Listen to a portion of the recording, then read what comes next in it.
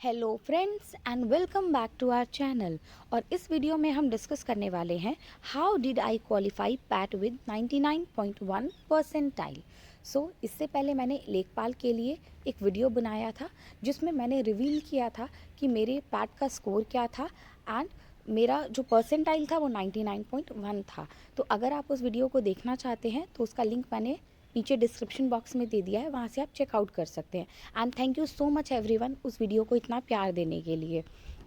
अब इस वीडियो में मैं डिस्कस करने वाली हूँ कि क्या स्ट्रैटेजी मैंने फॉलो की थी कि मैंने इतने परसेंटाइल अचीव किए। Let's start the video. सबसे पहले मैं यहाँ पे अपना स्कोर कार्ड आपको दिखाना चाहती हूँ।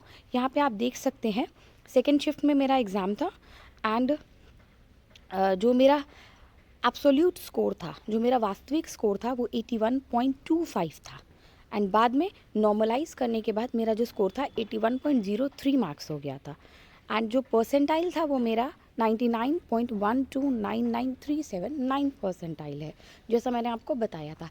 अब आपको लगेगा ये परसेंटाइल का मतलब क्या होता है। परसेंटाइल का मतलब होता है इतने स्टूडेंट्स जिन्होंने एग्ज़ाम दिया, जो एग्ज़ाम में बैठे थे, उन स्टूडेंट में 99.1% बच्चे ऐसे हैं जिनका स्कोर मुझसे कम है। आगे बढ़ते हैं। अब आपके दिमाग में क्वेश्चन आएगा कि क्या एग्ज़ाम इतना इजी था, बिकॉज़ बहुत लोगों को लग सकता है ना कि ये तो बहुत बेसिक लेवल का एग्ज़ाम है और अगर मैं इसे रखना चाहूँ तो मैं भी इसे इजी टू मॉडरेट की कैटेगरी में ही रखूँगी। बहुत बेसिक लेवल का एग्ज़ाम था। इसे क्वालिफाई करना तो कोई बहुत बड़ी बात नहीं होनी चाहिए, बट हाँ, इसमें 80 मार्क्स स्कोर करना या 85 मार्क्स स्कोर करना ये अपने आप में एक बड़ी बात होती है। देखिए, एग्ज़ाम, कोई भी कॉम्पिटिटिव एग्ज़ाम जब आप उसे देने के लिए बैठते हैं तो इतने सारे जो भी क्वेश्चंस वहाँ पूछे जाते हैं वो इतने डाइवर्स एरियाज से होते हैं कि सब कुछ आपने पढ़ा ज़रूर होता है, पर हर चीज़ को उस टाइम पे रिकॉल कर पाना ये इतना ज़्यादा ईजी नहीं होता है। सेकेंडली, जब आप एग्ज़ाम दे रहे होते हैं आपको सर्कल भी फिल करना होता है, एक टाइम लिमिट होती है, उस सर्टेन टाइम लिमिट के अंदर आपको आपका एग्ज़ाम कंप्लीट करना होता है। तो ये सारी चीज़ें आपके दिमाग में चल रही होती हैं और उसके साथ ही आप क्वेश्चंस अटेम्प्ट कर रहे होते हैं। तो उस टाइम पे इतना प्रेशर होता है। बहुत सारे क्वेश्चंस ऐसे होते हैं जो आपको आते हैं बट फिर भी आप उन्हें गलत करके आते हैं। ऐसे ही मेरे भी 2-3 क्वेश्चंस ऐसे थे जो मुझे बाद में मैंने घर आके देखा तो मैंने कहा अरे, बट एग्ज़ाम टाइम में मैंने उनको रॉन्ग मार्क कर दिया। तो ठीक है, एग्ज़ाम भले ही इजी टू मॉडरेट की कैटेगरी में मैं रखूं, बट जो भी प्रेशर कंडीशंस होती हैं, जो भी कंडीशंस बनती हैं एग्ज़ाम देने के टाइम, वो एग्ज़ाम को कभी भी ईजी नहीं रहने देती हैं। तो मैं बिल्कुल ईजी से नहीं कह सकती। Now, how I score 99.1 percentile. कैसे स्कोर किया? सबसे पहले मैं बुक्स या मटेरियल्स बता देना चाहती हूँ जो मैंने प्रेफर किया था इस एग्ज़ाम को प्रिपेयर करने के लिए। ये है इंडियन हिस्ट्री के लिए, जो एंशियंट एंड मिडिवल है, मैंने उसके लिए एक ही बुक पढ़ी थी, वो है तमिलनाडु एनसीईआरटी। देन मॉडर्न के लिए मैंने स्पेक्ट्रम पढ़ी थी, बट स्पेक्ट्रम पूरी डिटेल में नहीं पढ़ी थी, उसका पीछे जो समरी वाला पार्ट दिया होता है वो पढ़ा था मैंने। ज्योग्राफी के लिए मैंने सिर्फ और सिर्फ एनसीईआरटी को फॉलो किया था। इंडियन इकोनॉमी के लिए एनसीईआरटी के बेसिक्स, एनसीईआरटी से मैंने बेसिक्स प्रिपेयर किए थे एंड करंट अफेयर से most of the portion economy का मैंने प्रिपेयर किया था। देन बात करते हैं इंडियन कॉन्स्टिट्यूशन की, तो लक्ष्मीकांत सर की एक बुक आती है, उसको पूरा डिटेल में मैंने नहीं पढ़ा था। पीछे जो इंपॉर्टेंट आर्टिकल्स होते हैं, जैसे पैट का जो एग्ज़ाम था उसमें क्योंकि ये एग्ज़ाम बहुत बेसिक था नेचर में, तो पहले से ही पता था कि 70% जो क्वेश्चंस हैं वो आपके फंडामेंटल राइट्स, डीपीएसपी और कॉन्स्टिट्यूशन कैसे बना, कहाँ से क्या बोरो किया गया, पंचायती राज इंस्टीट्यूशंस, इन्हीं पार्ट से आने वाले हैं। तो इसके लिए मैंने लक्ष्मीकांत सर की जो चैप्टर के पीछे समरीज दी हुई होती है, इंपॉर्टेंट कीवर्ड्स दिए होते हैं, इंपॉर्टेंट आर्टिकल्स दिए होते हैं, वो वहाँ से सिर्फ उतना देख लिया था। एंड देन जनरल साइंस, तो जनरल साइंस के लिए मैंने घटना चक्र पढ़ी थी। वैसे तो घटना चक्र जो है उसमें सारे प्रीवियस 20-30 सालों के क्वेश्चन आंसर्स हैं, उनका पूरा आपको एक कंपाइलेशन मिल जाता है, बट वहाँ से जो मोस्टली क्वेश्चंस पूछे जाते हैं एग्जाम्स में, मैंने उन क्वेश्चंस को देखा था। देन हिंदी के लिए मैंने ऐसे ही टॉपिक वाइज की कौन कौन से पर्यायवाची शब्द और मुहावरे और ऐसे कुछ रैंडम वीडियोज़ मैंने यूट्यूब से सर्च की थी एंड वहीं से देख लिया था। एंड इंग्लिश की मैंने कुछ ऐसे प्रिपरेशन नहीं की थी, बिकॉज इंग्लिश मेरी थोड़ी ठीक है, तो बट कुछ मॉक टेस्ट मैंने बाद में लगाए थे, तो वहाँ से कुछ जो भी गलतियाँ मुझसे हो जाती थी उनका करेक्शन मैंने वहाँ से किया। देन नेक्स्ट है हमारा है हमारा लॉजिक एंड रीजनिंग। सो इसके लिए मैंने मॉक टेस्ट ही प्रेफर किए थे। ऑनलाइन आपको बहुत सारे फ्री मॉक टेस्ट मिल जाएंगे, वो मॉक टेस्ट आप देखें और वहाँ से आप चेक कर सकते हैं कि आप लॉजिक एंड रीजनिंग पार्ट में कितने अच्छे हैं। मोस्टली लोग इन क्वेश्चंस को कर ही लेते हैं, बट इन्हें जल्दी जल्दी करना इंपॉर्टेंट होता है, तो वो चीज़ आपको आप तभी कर पाएंगे जब आप बार बार प्रैक्टिस करेंगे। देन करंट अफेयर्स के लिए मैंने स्पीडी के करंट अफेयर्स आते हैं, पूरे 1 ईयर का कंपाइलेशन होता है उसमें, और वही पढ़े थे मैंने। सारे इंपॉर्टेंट लगभग 1 लाइनर्स उसमें कवर हो जाते हैं।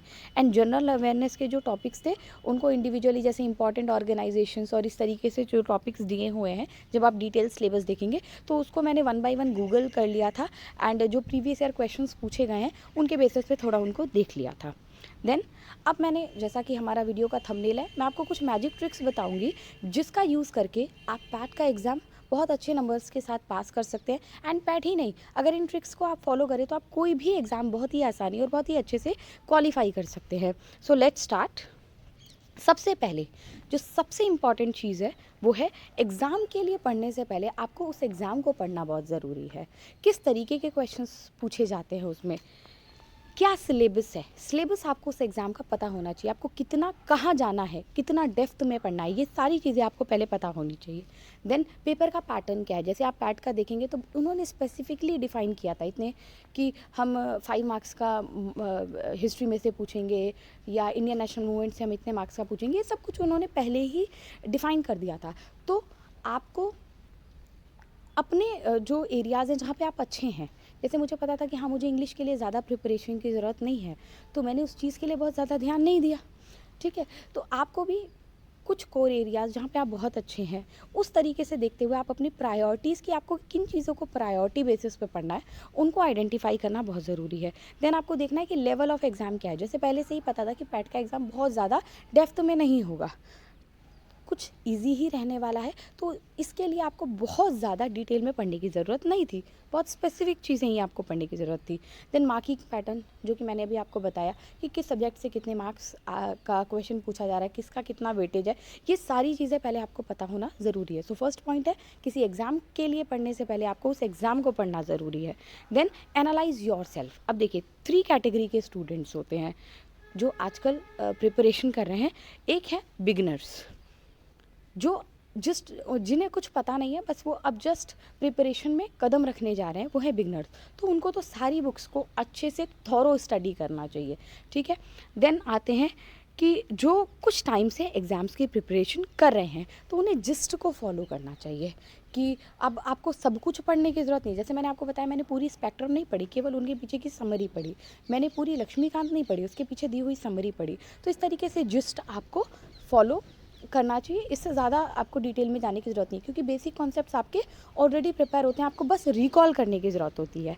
एंड जो स्टूडेंट्स ऑलरेडी यूपीएससी, यूपीपीएससी इस टाइप के एग्ज़ाम्स के लिए प्रिपेयर कर रहे हैं, तो उन लोगों को तो जस्ट एक शॉर्ट रिवीजन की ज़रूरत होती है, या वो ना भी करें तो करंट अफेयर्स और ये सारी चीज़ें, इतना वो लोग रेगुलर रहते हैं इन चीज़ों से, तो वो तो आराम से इस एग्ज़ाम को क्वालिफाई कर सकते हैं। नाउ नेक्स्ट बात करते हैं सिलेक्शन ऑफ स्टडी मटेरियल। अब सबसे पहले आपको ये फाइनलाइज करना ज़रूरी है कि कौन से स्पेसिफिक सोर्सेज आपको फॉलो करने हैं। आप यूट्यूब में एक बार एक टॉपिक सर्च करेंगे, आपको 100 ऑफ वीडियोस मिल जाएंगे। आप देखना शुरू करेंगे तो आप एक ही टॉपिक के पीछे पीएचडी कर देंगे, तो वो काम आपको नहीं करना है।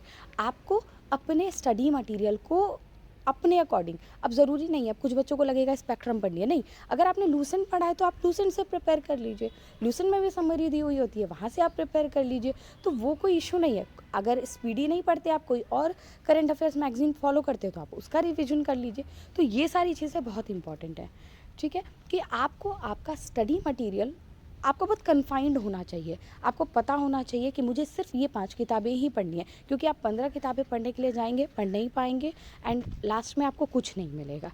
ठीक है, नाउ नेक्स्ट, आपको ये मैंने बताया है कि आपका concise to the point books होनी चाहिए, आपके पास नोट्स होने चाहिए। आपको बुक कलेक्टर नहीं बनना है, ये बात आपको ध्यान में रखनी है। दिखावे के लिए नहीं कि मेरी पूरी लाइब्रेरी है और हम तैयारी कर रहे हैं कॉम्पिटिटिव एग्ज़ाम की, आपको किसी को नहीं दिखाना है, आपको अपने लिए पढ़ना है और एग्ज़ाम निकालने के लिए पढ़ना है। ठीक है, नेक्स्ट है आपका completion of syllabus on time. अब ये बहुत इंपॉर्टेंट है। कौन सा सब्जेक्ट, हर सब्जेक्ट को आपने 15-15 दिन दे दिए, ज़रूरी नहीं है ना, किसी सब्जेक्ट में हो सकता है 20 दिन लगने वाले हों, किसी सब्जेक्ट में 5 दिन में ही काम हो जाए। तो आपको टाइमली डिसाइड करना है कि आपको कौन सा सब्जेक्ट कितने टाइम में ख़त्म करना है, एंड उतने टाइम में उसको आपको ख़त्म करना ही है। नाउ नेक्स्ट पॉइंट बहुत बहुत बहुत इंपॉर्टेंट है, बिकॉज ये 4 पॉइंट्स अगर आप फॉलो कर भी लेते हैं बट लास्ट के 2 पॉइंट्स आपके पास नहीं है, तो बिलीव मी आपका एग्ज़ाम क्वालिफाई नहीं होगा। एंड मैंने बहुत सारे स्टूडेंट्स को देखा है जो सबसे लास्ट पॉइंट मैं बताऊंगी ना, वो नहीं होता है उनके पास, इसीलिए उनका कोई एग्ज़ाम क्वालिफाई नहीं होता है। सो नेक्स्ट पॉइंट हम देखते हैं, रिवीजन विद मॉक टेस्ट। कोई भी पेपर आप देने जा रहे हैं उसके पहले आपको उसके मॉक टेस्ट करना बहुत ज़रूरी है। जब तक आप अपने ब्रेन को ट्रेन नहीं करेंगे कि आप किस तरीके का पेपर देने जा रहे हैं, उसे समझ में नहीं आएगा। आप एग्ज़ाम देने एकदम चले जाएंगे बिना कुछ पढ़े या बिना रिवाइज़ किए, तो वहाँ जाके आप जब एग्ज़ाम देने बैठेंगे आपको खुद कुछ समझ में नहीं आएगा। ठीक है, यहाँ रिवीजन की स्पेलिंग रॉन्ग हो गई है। देन आपको मॉक टेस्ट के साथ आपको रिवाइज़ करना ही करना है। इससे क्या होगा कि आपके दिमाग को पहले से ही पता होगा कि आप किस तरीके का पेपर देने वाले हैं, और वो वहाँ भी इसी तरीके से रिएक्ट करेगा। अदरवाइज़ वहाँ पे बिल्कुल आपका दिमाग ब्लैंक हो जाएगा अगर कोई चीज़ नहीं आएगी तो, और आप आती हुई चीज़ें भी गलत करके आएंगे। देन सबसे लास्ट और सबसे इम्पॉर्टेंट पॉइंट है कि आपके अंदर कॉन्फिडेंस होना चाहिए। मोस्टली स्टूडेंट्स इसे लैक करते हैं, बिना कॉन्फिडेंस के पेपर देने जाते हैं और अपना कॉन्फिडेंस पेपर देते देते इतना लो कर लेते हैं कि बाद में आके बोलते हैं कि मैंने 10 क्वेश्चंस गलत कर दिए, मैंने इतने सर्कल्स गलत फिल कर दिए, और इस टाइप से कुछ ना कुछ वो गलतियां करके आते हैं और फाइनली उनका एग्ज़ाम क्वालिफाई नहीं होता है, और उसके बाद वो खुद को कोसते रह जाते हैं। जितना पढ़ा, जो भी पढ़ा, उसको अच्छे से रिवाइज़ करने के बाद आपके अंदर ये कॉन्फिडेंस होना चाहिए कि हम इस एग्ज़ाम को क्वालिफाई करके आएंगे।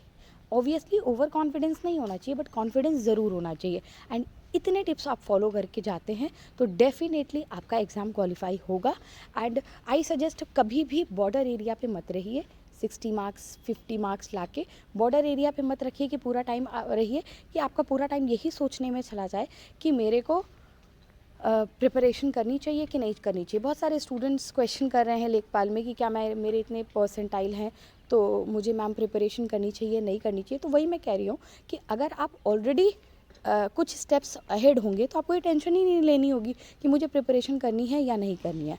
एंड जिन भी कैंडिडेट्स ने ये क्वेश्चन किया हुआ है, तो मैं ये वीडियो के थ्रू ही उन्हें रिप्लाई करना चाहूँगी कि आपका पेपर क्वालिफाई होगा नहीं होगा, आपको कॉल किया जाएगा नहीं किया जाएगा, प्रिपरेशन आपको हमेशा करनी चाहिए।